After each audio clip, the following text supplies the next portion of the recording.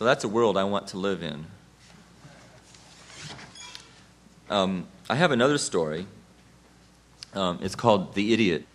And this, again, involves television and MTV. However, it takes place inside of a prison. And to set the scene, this fellow, this creature, wakes up inside of a prison cell, and he has no idea how he arrived there. And he is soon treated to a warm welcome. So here it is, The Idiot. The sound is calling, an extended, liquid groan that reaches through the darkness and irrigates the desiccated furrows of the idiot's dream with lust.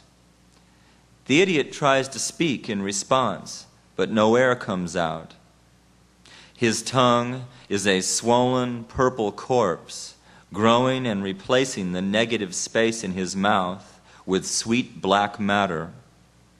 He feels it moving in sync with the nuances of the approaching sound, as if his tongue had the power to manipulate rhythm and shape from across the distance. The idiot wakes up in a comforting puddle of warm, freshly released urine. He's lying on his bunk, staring straight up at the ceiling. He has no awareness of who he is, where he's been, how his body was moved to where it is now, or even that he's lying on a top bunk in the rear corner of an overcrowded prison barracks. The soft gray meat of his brain presses out against the interior walls of his skull. The hole to his throat is blocked, but his eyes are wide open. The pupils are stretched across their surface so that no white remains.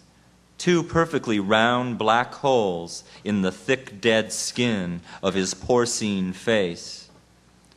The cool, dark air pours into him through these holes.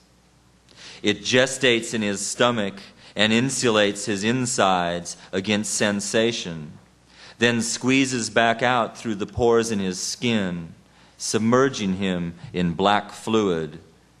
He floats in cold mush, unfeeling, swaddled in the protection of the sticky black sea, waiting for stimulus. His fingers gather in the hairy material of the gray woolen blanket, and they crush it in his fist. The material is utterly dry, and it yields no blood or warmth or trembling.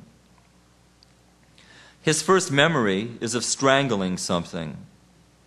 His beefy hands were two separate, vicious animals, remorselessly crushing the life from their struggling victim, and the struggling felt good in his hands.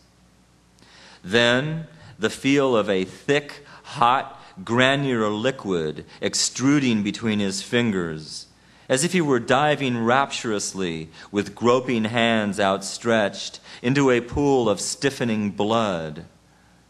Then, the sound of a throat gurgling, like a mating call, coughed up from the translucent throat of some sightless monster, spreading its legs in a dripping cave deep beneath the surface of the earth. Then, prizing his cock between the clamping, gummous lips, "Little fish pig," he thinks, "my little fish pig." And then he's back, sweating in his bed, inhaling black silt. He hears his own breathing in the blackness, slow, forced, mechanical, distant, as if he's floating far above his own body, listening to himself, drifting through folding waves of black curd, sensing for food, sifting the air for light. Gradually, an opaque chocolate glow seeps in through the spongy rear wall of the idiot's skull, slowly infecting his mind with increasingly vivid pools of color. The colors blend, then congeal into physically tangible images, images he chokes with one hand while fisting his cock with the other. Some fucker with a gleaming bread knife stabs him in the neck over and over, gouging away at the tumor that grows in place of his thyroid. The shithead cuts it out, and he holds it up to the idiot's face. It's a bloated and dripping, oversized purple grape, the juices and jellied meat bursting through the deflated sack of skin, 1,000 fresh kernels of feeling, mealy inner workings of the idiot's mind revealed to the sun. He stands there naked as the blood flows from the gash in his neck and it pools at his feet. He charges the guy in a rage. The guy knocks him easily to the ground. It's the cop, clenching the handcuffs on his wrists, then locking him to the door of the car.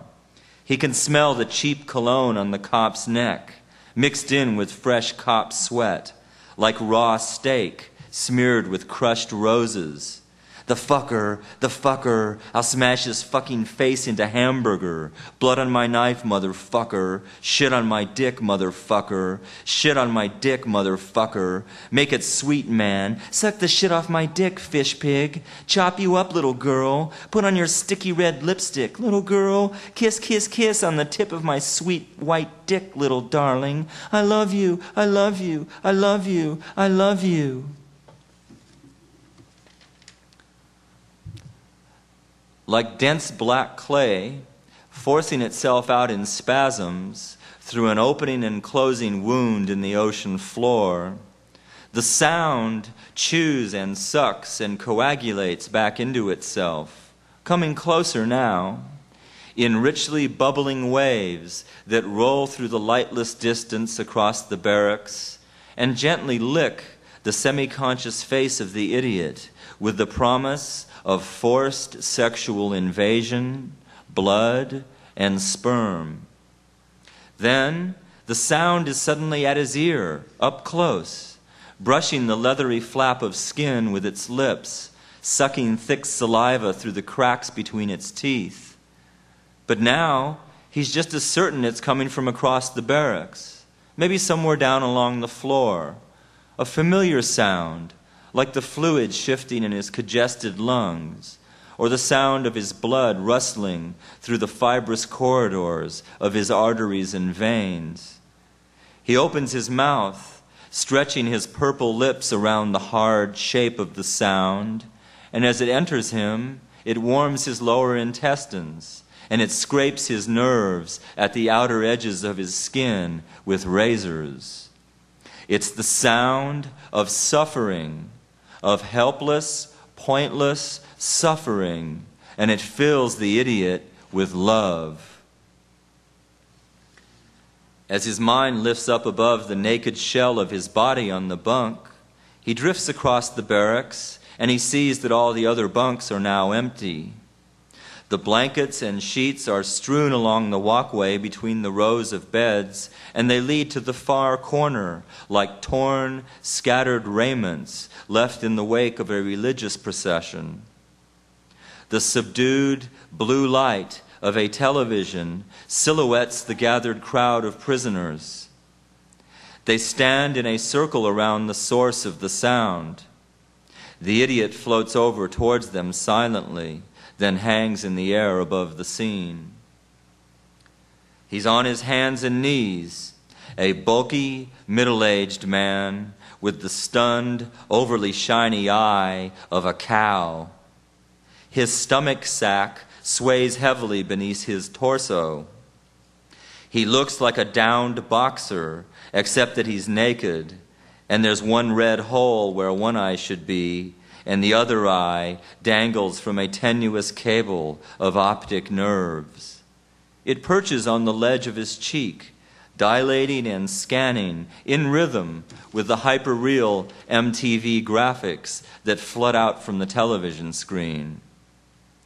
Fucking the man from behind is a shirtless, emaciated boy of 20, holding his pants up loosely around his knees. His entire upper body and face are jeweled with a tapestry of hardened acne scars that change colors against the backdrop of his transparent blue skin, in harmony with each movement of television light. The boy's eyes pop and flutter like a ventriloquist dummy as he convulsively jerks his crooked penis in and out of the tortured man's shredded anal cavity. Each thrust forces a muffled drumbeat inside the victim's chest that eggs the other prisoners on. As he moans with pain, his mouth filled with the 15th anonymous cock it has received so far tonight, they hiss with maniacal laughter in response, misting the defeated supplicant and his thrusting attackers with a rainbow of glittering spit. An occasional boot kicks in from the surrounding circle, just hard enough to cause a resonant musical tone inside the sodden torso of the victim. The sound meshes seamlessly with the sensuous groove that pumps from the television.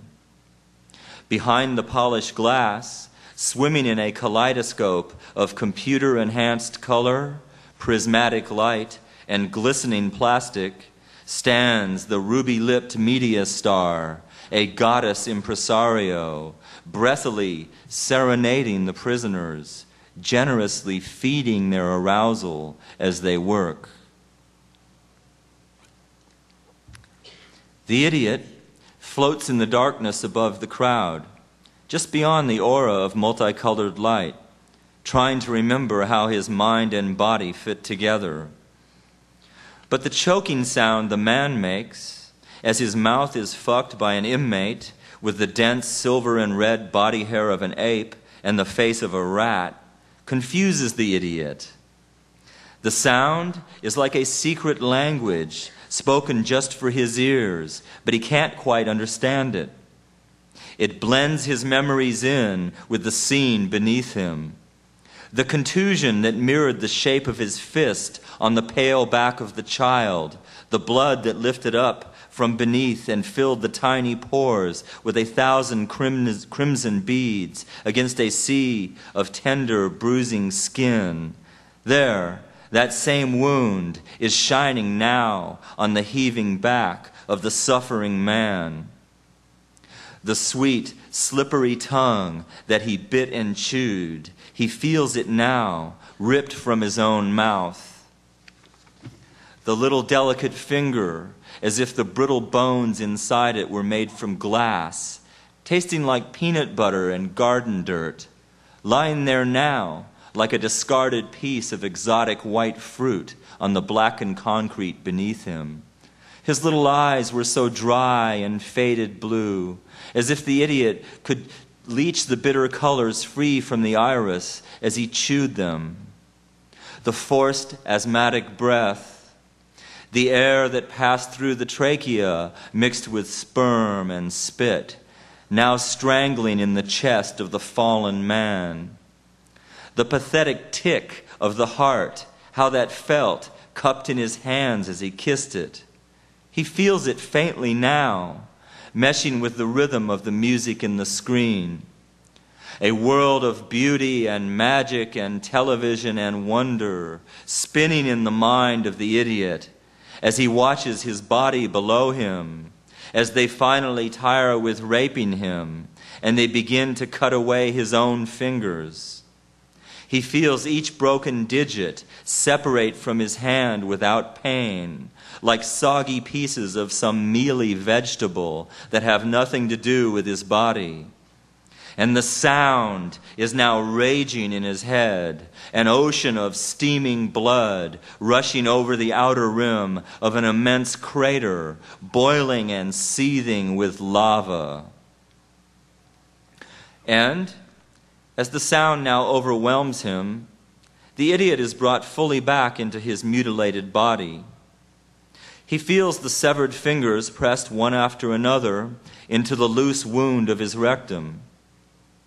His one eye sees the darkness that surrounds the circle of light and violence closing in, constricting like a membrane, ready to swallow the arena of his murder into itself, erasing everyone from sight.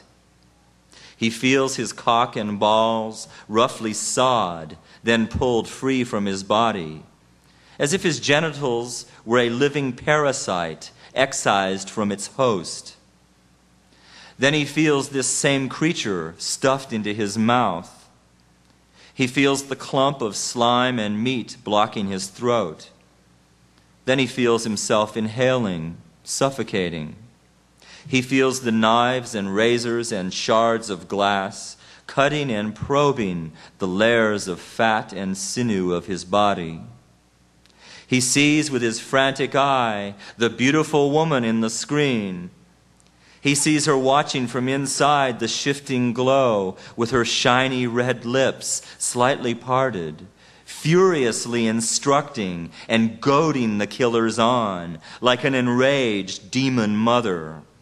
There's murder in her voice now as the prisoners descend, deliriously rooting and snarling through his flesh, as if somewhere in its recesses the succulent, glowing figure of the media star lay hidden.